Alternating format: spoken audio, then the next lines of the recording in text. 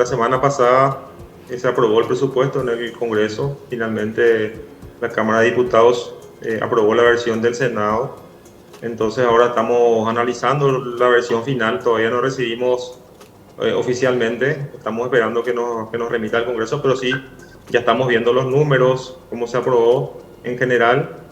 Y ya vamos a analizar el siguiente paso, ¿verdad? O sea que básicamente, como estaba mencionando, ver dentro del margen que nos da en las atribuciones de reglamentar la ley a través del decreto reglamentario, a través del plan financiero, ver las opciones que tenemos para, en primer lugar, hay que decirlo, ¿verdad? Nosotros miramos numéricamente el presupuesto aprobado y en términos macro, como siempre lo dijimos, nos parece un presupuesto manejable. Si vemos solamente los números macros, los incrementos que hubo en cada uno de los diferentes conceptos, principalmente el financiamiento que se da tanto en fuente 10, fuente 20 y 30, como siempre decimos, esto es manejable numéricamente. Ahora, al mirar las reasignaciones que hicieron es donde justamente vemos estos aumentos que hubo en algunos rubros, sobre todo en salarios y para nombramientos o para contratos, que es lo que en principio no estamos de acuerdo porque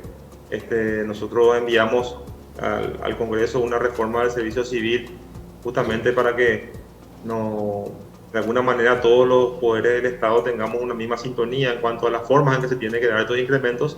Entonces cuando se aprueba esto directamente en el presupuesto no estamos de acuerdo, ¿verdad? Pero es una atribución del Congreso. En ese sentido respetamos, por más que no compartamos, y lo que vamos a ver es dentro de ese margen que nos da el decreto reglamentario, que nos da el plan financiero, ver qué podemos hacer para mitigar un poco esos impactos. Bueno, para la audiencia de pronto que no conozca los detalles de esto que menciona el viceministro, hace referencia por un lado a estos aumentos que no pasaron o que ya desde años atrás estaban intentando meter en el Congreso, para personas que no hicieron los concursos correspondientes como lo indica la ley de la función pública. Y esto otra vez se suma a que normalmente esta ley rige nomás luego para las instituciones del Poder Ejecutivo, pero no así las del Legislativo y Judicial. Entonces, bueno, ante estas situaciones que se presenta, esto de, bueno, qué hacer a partir de ahora. Y también a mí siempre me llama mucho la atención que los cálculos son bastante optimistas porque se basan en números de que, bueno, van a mejorar las cosas el próximo año. Pero y si no, yo no sé, yo supongo, ¿verdad?, que los analistas tienen sobre la mesa todos los escenarios posibles. Si tenemos este nivel de recaudación igual que este año, si mejoramos o si empeoramos. Pero considerando que de pronto podemos no mejorar, que de pronto con la incertidumbre que hay, aumentan los casos del COVID y por ahí, ojalá que no ocurra, ojalá que esté súper equivocada, que no ocurra, pero volvemos a retroceder una fase. Entonces, en ese caso, ¿qué es lo primero que se recorta en un presupuesto? ¿O cuáles van a ser los servicios afectados en ese momento? Porque podemos aprobar un presupuesto maravilloso, pero después tener los recursos suficientes para poder solventar ese presupuesto es el tema. Sí, efectivamente. De hecho, que lo primero que vamos a hacer es aplicar un plan financiero bastante duro.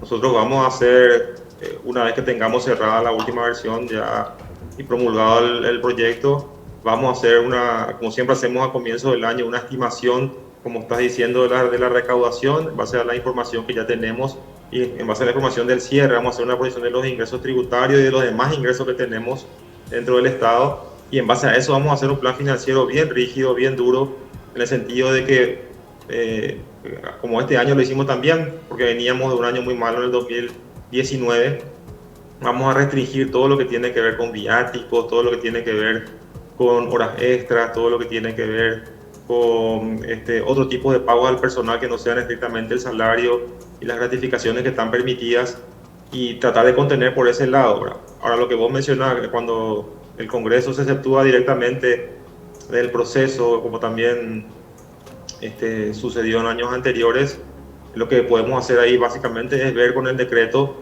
y también conversando con ellos la posibilidad de que estos incrementos o contratos que se van a dar se den más adelante, postergar lo más que se pueda todos estos nuevos estos incrementos, una vez que tengamos un poco más la película de cómo van a ser, cómo se van a comportar los ingresos. Yo creo que pasado el primer trimestre del año, ya vamos a tener una visión de cómo se va a comportar los ingresos tributarios, siempre en un contexto de normalidad. Ahora, cuando vos me decís que se puede presentar una segunda ola del COVID o una situación extrema, eso obviamente cambia toda la película. Ahí tenemos que ser claros si vuelve a suceder, si tenemos que tomar otra vez medidas extremas, que ojalá no se tenga más que tomar ningún tipo de medida extrema. Es una situación que cambia totalmente y vamos a tener que hablar de otras medidas en ese momento. Ahora todavía no podemos anticipar eso.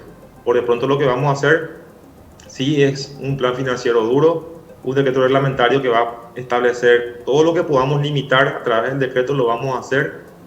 Y bueno, como digo, nosotros no vamos a dejar tampoco de lado la posibilidad de conversar con el Congreso y ver la posibilidad de postergar todo lo que se pueda, estos incrementos, en base a la estimación real de los ingresos. Es lo que nos quedaría también para poder hacer con ellos, ¿verdad? Claro, finalmente hay algunos pagos que no se pueden luego realizar, incluso con esta situación. Por ejemplo, creo que está postergado ese aumento que se había aprobado el año pasado para los docentes, y si mal no recuerdo era 16%. Me gustaría aprovechar esta conversación para que me recuerde también, viceministro, ¿era 16% por 3 años o estoy equivocada? Así mismo, es una ley que se había aprobado ya en el gobierno anterior, que era el de la profesional docente, que establecía un incremento gradual de salario profesional docente en 3 periodos. Entonces eso se ha suspendido por la pandemia, se ha postergado por la pandemia. Ellos lo han comprendido, hemos conversado con ellos y en ese sentido hay que reconocer que ellos en todo momento han tenido siempre una buena predisposición. Inclusive para el año que viene también les explicamos que es todavía muy incierto lo que puede suceder el año que viene, si bien tenemos optimismo en cuanto a los números. Si todo sigue como estamos cerrando el año, podríamos tener un buen año 2021, pero de todas maneras no podemos comprometernos hasta tener certeza de eso. De esa manera, en el presupuesto que se aprobó, que es la versión, esa parte es la versión que nosotros habíamos propuesto, se estableció que en caso que en el segundo semestre se dé un incremento de la recaudación superior al 10%, se podría revisar, incorporar ya el incremento docente en el segundo semestre del año. Pues eso lo vamos a ver una vez que cerremos el primer semestre y veamos los números, y si se supera ese límite del 10%, seguramente vamos a discutir la posibilidad de incorporar el aumento docente en la última etapa del año que viene. Eso es lo que se discutió y se aprobó. Todos los otros aumentos que estaban previstos también fueron todos suspendidos. Había también otros incrementos que estaban también sujetos a compromisos con el sector de blanco, que también todos fueron postergados. Y está sujeto también a esa revisión de la mejor recaudación, ¿verdad? Finalmente, viceministro, aprovechando también la conversación, ¿cómo quedó el pago de 2 montos más de PTU para los sectores que todavía siguen sin reactivar o cuyas actividades de pronto ya están autorizadas, pero que por una cuestión externa ellos no pueden todavía trabajar, como por ejemplo el caso de los trabajadores de frontera con Argentina, que todavía siguen sin el ingreso de sus turistas de compra? ¿Eso estaba sujeto a una ley en el Congreso y nunca se trató, o cómo quedó eso?